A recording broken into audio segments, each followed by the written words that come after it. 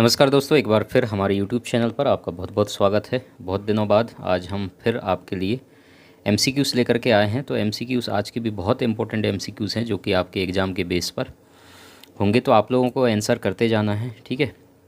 जैसे जैसे हम चलते चलेंगे आप आंसर करते जाइए और बहुत कुछ सीखने को मिलेगा। अंत तक पूरे क्वेश्चंस आप देखना, 10 क्वेश्चंस हैं टोटल और सारे के सारे बहुत इंपॉर्टेंट हैं, आपके कंपटीशन एग्ज़ाम में सब हेल्प करेंगे। सबसे पहला क्वेश्चन आपको देखने को मिल रहा है, following condition can be associated with low platelets count in blood except. ठीक है, तो ये दो जो शब्द होते हैं भाई बहुत ख़तरनाक होते हैं, मैं बार बार बोलता हूँ। एक तो एक्सेप्ट वाला अगर क्वेश्चन पूछा है आपसे, है ना, और ये दूसरा होता है किसी क्वेश्चन में अगर नोट लगा हुआ है ना, तो उसको कुछ क्वेश्चंस के ऑप्शन में आपको आंसर फाइंड आउट करने में थोड़ा सा प्रॉब्लम होता है। वो इसलिए होता है कि क्यों, नोट लिखा हुआ है मतलब आपको नोट वाला देखना है ना, पॉजिटिव चीज़ें नहीं देखना है, जो कि है वाला नहीं देखना है, जो नहीं है उसको छांटना रहता है अपने को। ठीक है, तो थोड़ा सा उसमें कन्फ्यूजन रहता है। कई बार हम लोग लापरवाही करते हैं, क्वेश्चन पूरा नहीं पढ़ते हैं और बहुत आसान क्वेश्चन गलत करके आ जाते हैं। तो इसलिए ध्यान रहे, एक तो एक्सेप्ट, एक्सेप्ट मतलब सारे के सारे सही हैं केवल एक को छोड़ करके, ये क्वेश्चन पूछता है। ठीक है, और एक नोट। तो क्वेश्चन को समझना ज़रूरी है, नहीं तो फिर आप आंसर हमेशा गलत करके आएंगे। इसलिए जो है आपको क्वेश्चन पे ध्यान देना है। अब यहाँ पर कंडीशन बनता है, सवाल ये पूछा है कि कौन से ऐसे कंडीशंस हैं जिसमें can be associated with low platelets count, है ना, जिसमें आपको लो प्लेटलेट्स काउंट देखने को मिलता है केवल एक को छोड़ करके। ठीक है, वो एक कौन सा है जिसमें प्लेटलेट्स काउंट लो नहीं होगा बल्कि हाई होगा। समझ में आ रहा है क्या होगा? हाई होगा, तो उसको अपने को देखना है। बाकी लो प्लेटलेट्स काउंट वाला आप डेंगू सबसे पहले तो कर ही सकते हो, तो ऑप्शन इस तरीके से चुनना, है ना। तो डेंगू आपके ऑप्शन में से हट जाएगा, ठीक है, इसमें लो होगा। ठीक, साइटोपेनिक दिया हुआ है, ठीक है, परप्यूरा, ये आपके क्लिनिकल कंडीशन आप देखते होगे प्लेटलेट्स का, वहाँ पर आपको देखने को मिल जाएगा। इसमें भी डिक्रीज होगा प्लेटलेट्स काउंट, तो ये दो ऑप्शन तो आपके हट गए। ठीक है, मलेरिया की कंडीशन में भी आपके प्लेटलेट्स काउंट लो देखने को मिलता है, तो ये भी आपके ऑप्शंस में हट गए, तीसरा। ठीक है, फर्स्ट वाला ऑप्शन अब आपका बच गया है, एसेंशियल थ्रोम्बोसाइथीमिया। ठीक है, थ्रोम्बोसाइथीमिया आप नाम से भी अंदाज़ा लगा सकते थे, कोई बड़ा बात नहीं था इसमें। ठीक है, लेकिन ये कंडीशन जो है थ्रोम्बोसाइथीमिया, क्या कंडीशन होता है ये एसेंशियल थ्रोम्बोसाइथीमिया जो है, इसको ईटी भी बोलते हैं शॉर्ट में। रेयर ब्लड डिसीज है in which the bone marrow produce too many platelets, है ना, बोन मैरो में जो है आपका प्लेटलेट्स जो है बहुत अधिक मात्रा में बनने लगते हैं, उस कंडीशन को जो है एसेंशियल थ्रोम्बोसाइथीमिया बोलते हैं। ठीक है, तो सिंपल था, आप आराम से भी इसको छांट सकते थे, कोई ज़्यादा कठिन बात नहीं था। लेकिन ऑप्शन को जब भी आप इस तरीके से छांटो तो आराम से आप सारे ऑप्शंस को देखो, कौन से ऑप्शन नहीं है उनको हटा दीजिए, जो ऑप्शन आ रहा है उसको आप करेक्ट कर सकते हो। ठीक है, तो बहुत सिंपल क्वेश्चन था। तो मेरे ख्याल से सब लोगों का क्वेश्चन का आंसर आ गया होगा, जितने लोग आप लोग जुड़े हुए हैं। अब अगला क्वेश्चन हम देख लेते हैं, क्या पूछ रहा है, predominant cells found in CSF examination in case of acute pyogenic meningitis are. तो प्रीडोमिनेंट सेल्स आपको CSF एग्जामिनेशन करते समय देखने को मिलता है। ठीक है, वो कौन सा है? एक्यूट पायोजेनिक मेनिंजाइटिस की कंडीशन में। ठीक, जब आप इस कंडीशन को पढ़ते हो तो इसके लिए एक चार्ट है ना, इसको आप ध्यान से देखेंगे यहाँ पर। तो बैक्टीरियल, वायरल, है ना, और फंगस की कंडीशन भी बनता है। तो इसमें कौन कौन से सेल्स हैं और कौन कौन सी चीज़ें हैं जो आपको एलिवेटेड देखने को मिलेगा, है ना, कम ज़्यादा देखने को मिलेगा, तो उस कंडीशन को आपको समझना पड़ेगा। और नॉर्मल कौन कौन से होते हैं, जैसे आप CSF एग्जामिनेशन करेंगे तो अपीयरेंस क्लियर कलरलेस होता है। ठीक है, अगर बैक्टीरियल कंडीशन होगा तो वो क्या हो जाएगा, टर्बिट हो जाएगा, देखो यहाँ पर लिखा हुआ है। वायरल होगा तो क्लियर रहेगा। ठीक है, इस तरीके से प्रोटीन, ग्लूकोज, है ना, वाइट सेल्स काउंट, अपने को तो वाइट सेल्स काउंट को देखना पड़ेगा। तो प्रीडोमिनेंटली न्यूट्रोफिल, है ना, तो न्यूट्रोफिल देखो आपको यहाँ पर जो है प्रीडोमिनेंटली देखने को मिलेगा। ठीक है, तो करेक्ट ऑप्शन जो है आपका कौन सा हो जाएगा भाई, क्वेश्चन नंबर 632 का जो है बी न्यूट्रोफिल आएगा। ठीक है, तो इस तरीके से आपको पढ़ना तो पड़ेगा, तभी आप आंसर कर पाएंगे, नहीं तो आपको प्रॉब्लम हो जाएगा। तो क्वेश्चन नंबर 632 का जो है आंसर आपका न्यूट्रोफिल आएगा, बी नंबर का ऑप्शन। तो यहाँ पर जो है अगला क्वेश्चन 633 क्या पूछ रहा है, which of the following is are ketone body, है ना, कीटोन बॉडी जो है इनमें से है, ये पूछ रहा है आपको। तो आपको देखना है इसमें ABC, एक ऑप्शन और है D, है ना, वो हम यहाँ पर लिख देते हैं, एक D ऑप्शन है यहाँ पर।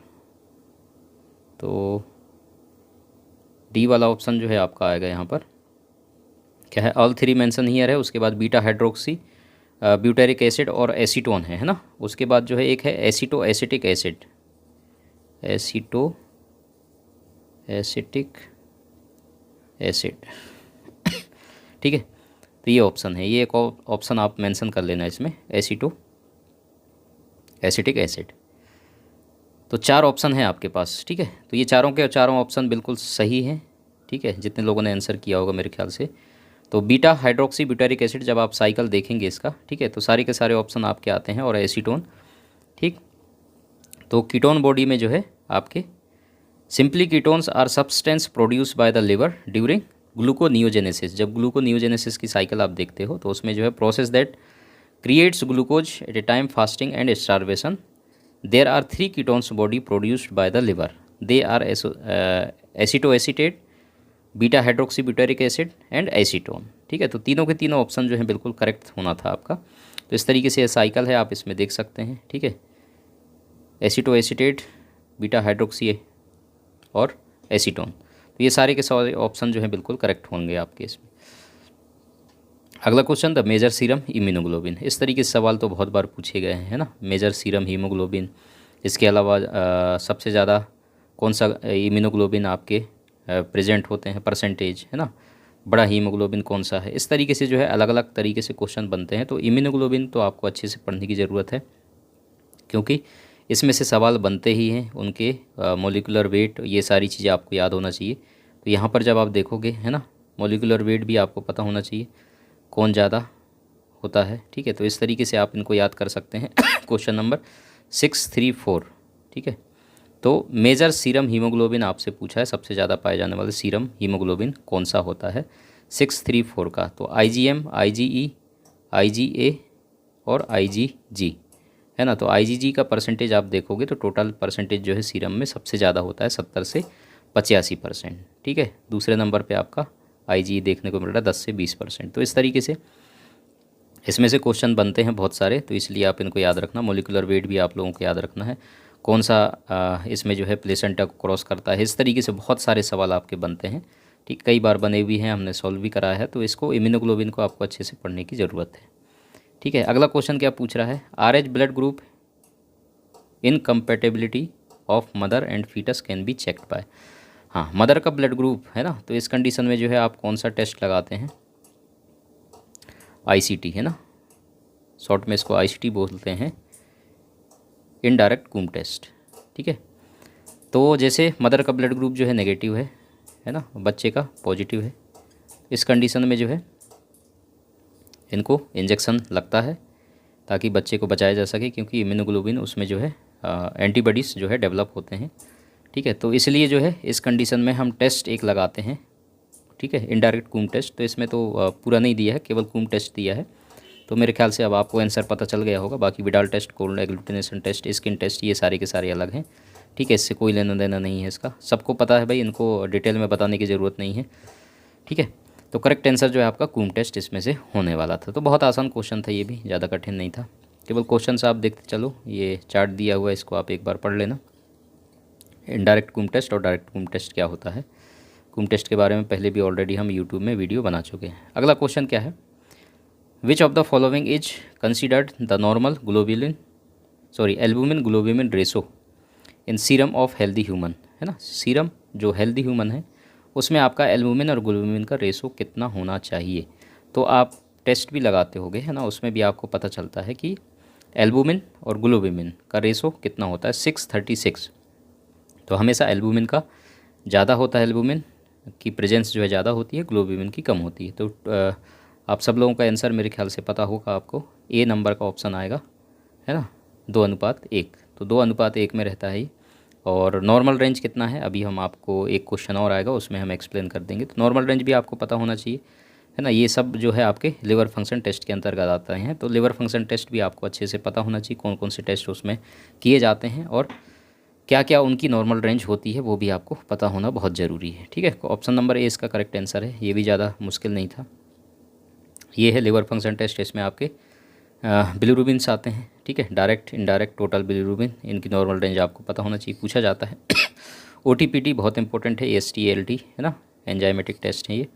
उसके बाद serum alkaline phosphatase, protein, protein में एल्बुमिन, ग्लोबिमिन और दोनों का रेशो, है ना। ये नॉर्मल रेंज यहाँ पर मेंशन किया गया है ग्राम पर डेसीलीटर में। बहुत इंपॉर्टेंट है भाई, इनकी नॉर्मल रेंज आपको सबको पता होना बहुत ज़रूरी है, ठीक है।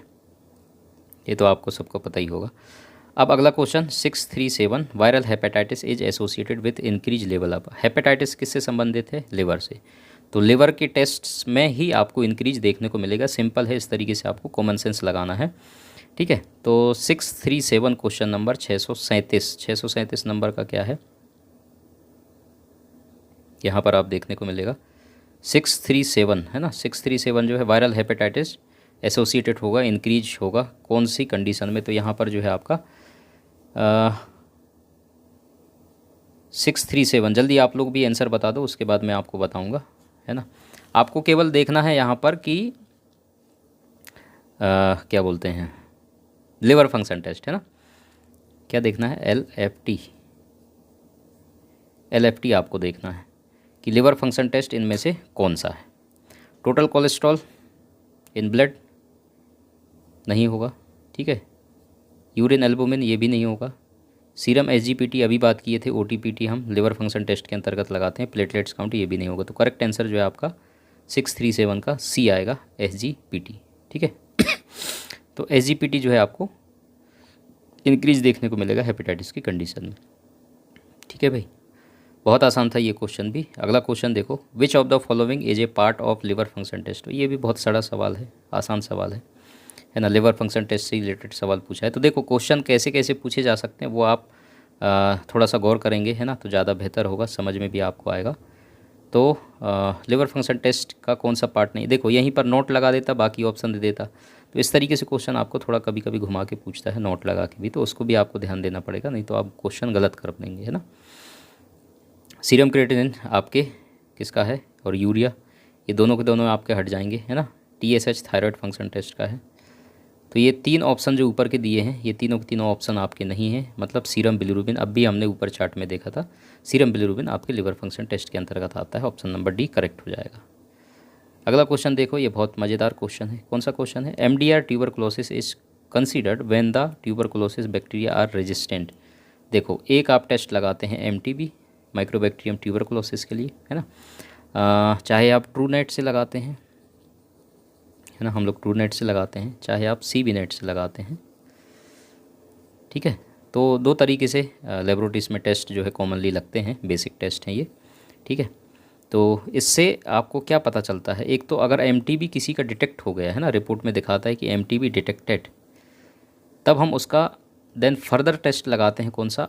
रिफ टेस्ट उसको बोलते हैं, है ना, रेजिस्टेंस रिफ टेस्ट। तो जो रिफ टेस्ट होता है एक्चुअल में, है ना, रिफेम्पिसिन, आइसोनियाजिड, ठीक है, उसके लिए हम लगाते हैं रेजिस्टेंस की। अब ये दवाई जो है एमटीबी अगर सिंपल वाला होता, है ना, तो काम करता, लेकिन अब ये इसके लिए रेजिस्टेंट हो गए हैं, अब ये दवाई असर नहीं होगा, तो उसको जो है हम कौन सा, एमडीआर के केस में, है ना, मल्टी ड्रग रेजिस्टेंस बोलते हैं, एमडीआर का फुल फॉर्म जो है, तो एमडीआर पेशेंट बोल दिया जाता है उसको। साधारण अगर एमटीबी डिटेक्टेड है तब तो टीबी का पेशेंट है भाई, ठीक है, उसको मेडिसिन दे दो, ठीक है, तो वो आराम से उसमें ट्रीटमेंट उसका चलता है। लेकिन अगर वो रेजिस्टेंस निकल गया, रिफ टेस्ट हम लगाते हैं, तो रेजिस्टेंस अगर उसमें पॉजिटिव आता है ना, ये डिटेक्टेड आता है, तब हमें पता चलता है कि भाई अब ये दवाई असर नहीं करेंगे जो साधारण टीबी में है, अब वो एमडीआर के केसेस में आ जाएंगे, ये दवाई से उसको असर नहीं होगा, तो देन फर्दर जो है उसको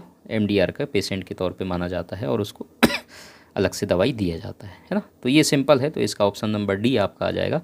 तो अगर साधारण तौर पे भी आप प्रैक्टिकली इसको देखते हैं ना, तो आराम से आप इसका आंसर करके, जिन लोगों ने टीबी में काम किया हम लोगों को पता होगा, अगर रिफ का टेस्ट हम लोग लगाते हैं, है ना, तो उससे भी अंदाज़ा लगा सकते थे। तो इस तरीके से क्वेश्चन आएंगे, तो इसके लिए तो आपको प्रैक्टिकली होना पड़ेगा। मैंने आपको एक बार बताया था ना कि आपका ओटीपी, है ना, कई बार मैं आपको बताता हूँ, ये थ्योरी प्रैक्टिकल बहुत इंपॉर्टेंट है, और एक ऑब्जर्वेशन, इस तरीके से आप चलोगे तभी कंपटीशन एग्ज़ाम को फाइट कर पाओगे बहुत मज़ेदार तरीके से, नहीं तो आपको मुश्किल हो जाएगा, ठीक है। हाँ, तो गवर्नमेंट एग्ज़ाम की तैयारी करना मज़े करना नहीं होता है, बहुत सीरियसली हर एक चीज़ को ध्यान में रखना पड़ता है, ठीक भाई। ये कुछ ड्रग्स के टैबलेट्स हैं जिसमें रेफेम्फेसिन, आइसोनिमाइड, है ना, तो ये सब चीज़ होते हैं जिसको शॉर्ट में हम क्या बोलते हैं, RHZE, है ना। तो ये कंपोजिशंस होते हैं टीबी पेशेंट का अगला क्वेश्चन क्या है, ये तो बहुत आसान क्वेश्चन है। Synthesis and secretion of pituitary hormone are controlled by. Synthesis और सीक्रेशन जो पिट्यूटरी हार्मोन का है वो कंट्रोल कौन करता है या कहाँ से होता है कंट्रोल। तो ये हमने जो है भाई एप्लीकेशन पे आपको पढ़ाया है, जीनोम लाइफ साइंस, जहाँ पर हमारे कंपटीशन एग्जाम की तैयारी हो रही है, वहाँ पर हमने डिटेल में पढ़ाया हुआ है। जब आपको हार्मोन पढ़ा रहे थे, ये ग्लैंड्स पढ़ा रहे थे, है ना, तो उसमें हमने डिटेल में पढ़ाया हुआ है। हाइपोथैलेमस इसका करेक्ट आंसर आएगा। आप सब लोगों ने आंसर दे दिया होगा, तो हाइपोथैलेमस इसका आंसर आएगा। बाकी पैराथायराइड, थायराइड, थाइमस, इनसे कंट्रोल नहीं होता, ये हाइपोथैलेमस बहुत इंपॉर्टेंट है ना। पूरा हमने डिटेल में उसको अच्छे से समझा दिया है, बता दिया है, पढ़ा दिया। यूट्यूब में नहीं पढ़ाया है, एप्लीकेशन पे पढ़ाया है। जिन्होंने पढ़ा है हमसे उनको पता होगा कि हमने अच्छे से इसको पढ़ाया हुआ है, ठीक है। ये कुछ क्वेश्चन थे, हम कोशिश करेंगे, समय नहीं मिल पा रहा है इस समय, ठीक है, तो वहाँ पर ज़्यादा बिजी होने के कारण। और एक चीज़ और है, हमारा टेलीग्राम चैनल है, उसको ज्वाइन ज़रूर करना, ठीक है। उसका नाम क्या है, लैब टेक्नोलॉजिस्ट दिनेश के नाम से ही है, ठीक है। तो एक बार आप सर्च कर लेना, उसमें बहुत इंटरेस्टिंग हम जो है टेक्नोलॉजिस्ट दिनेश, है ना, उसमें बहुत इंटरेस्टिंग हम MCQs क्विज लेकर के आते हैं। तो मज़ा भी आता है सॉल्व करने से, देखते भी हैं कितना कितना सही हो रहा है, कितने गलत हो रहे हैं। तो आप लोग एक बार ज्वाइन ज़रूर करना, सब्सक्राइब कर लेना, ताकि वहाँ पर आपको बेनिफिट मिले, है ना। और बस चैनल को सब्सक्राइब कर लेना पहली बार आए हैं तो, और अपने दोस्तों में भी शेयर करना ताकि उनको भी इंटरेस्टिंग क्वेश्चंस मिलते रहें, ठीक है। आगे भी कंटिन्यू करेंगे। Thank you so much.